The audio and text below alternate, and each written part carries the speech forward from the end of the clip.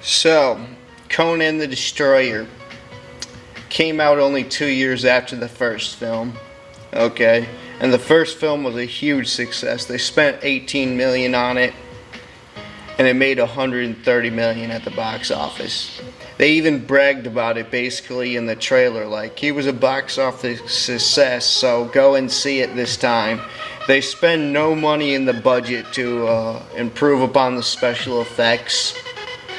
But you know what we do get? We get more comic relief characters and just terrible characters that are just made to relate to a wider audience and get more asses in the seats.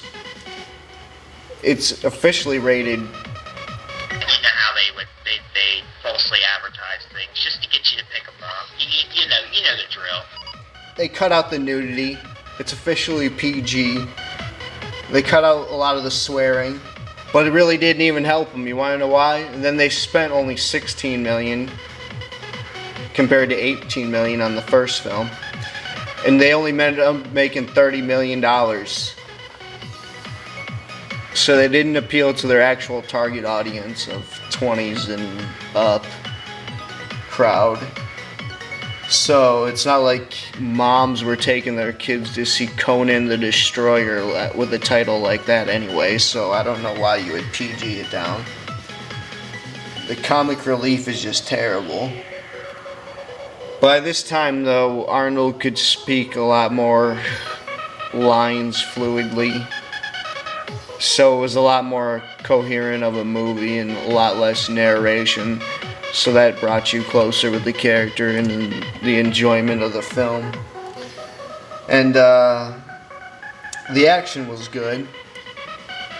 I know on the Wikipedia page or something it says like they tried to tone down the action, but they really didn't tone it down. He was still chopping heads off of savages, but they would cut it. Instead of like the beginning or like the first movie where he cuts off Thulsa Doom's head and throws it down and it like rolls down the stairs. House by the Cemetery, Lucio Fulci style. That's an awesome scene. So instead of that, they'll like do a cut scene, but he's still chopping off heads, and there's a lot of good action and a wider variety of characters. And he ends up facing this wizard, which is like no challenge. It was terrible. Like it was the whole point of his quest to save this princess and return her because she's a virgin and get this stone. Actually get this stone, then return with the virgin. And he just faces this dominatrix dressed like executioner style dressed henchman of the wizard easily. Then he defeats the wizard with one sword blow. No contest. And they actually do a special effect of this wizard doing a dragon. That's like the only special effects that they've used in the franchise. I guess they used the Conan character in a Red Sonja movie, which is another character that Robert E. Howard, the character of the Pulp Fiction writer of Conan and Cull, they used his character, Arnold Schwarzenegger's character, so they couldn't round out the trilogy. But then in the DVD commentary in 2004, they talked about how they were going to come back and make another one. And it was finally announced that they're going to be filming it this summer in 2013, New Zealand. Actually, it might be pressed back. Who the hell knows? Because it seems ever since Arnold made his comeback to acting, he's like taken on a bunch of projects. But we're definitely going to get the Legendary of Conan film. That's what all the end scenes where they have Arnold Schwarzenegger dressed up old. Oh, I forgot what they were going to do one by 1987, but I guess they said that he committed to Predator. And I don't know what my life would be like without him in Predator, but that's awesome. I mean, we get the older Arnold Schwarzenegger, so we get the actual old king, the legendary Conan. The Ruler. It's going to be awesome with actual special effects and a budget with today's cameras and whatnot. So I guess Andre the Giant is in this movie too, but I didn't really see him because they said he has a mask on, so I don't know, someone who's watching this review needs to point out what scene he's in. what he's dressed as.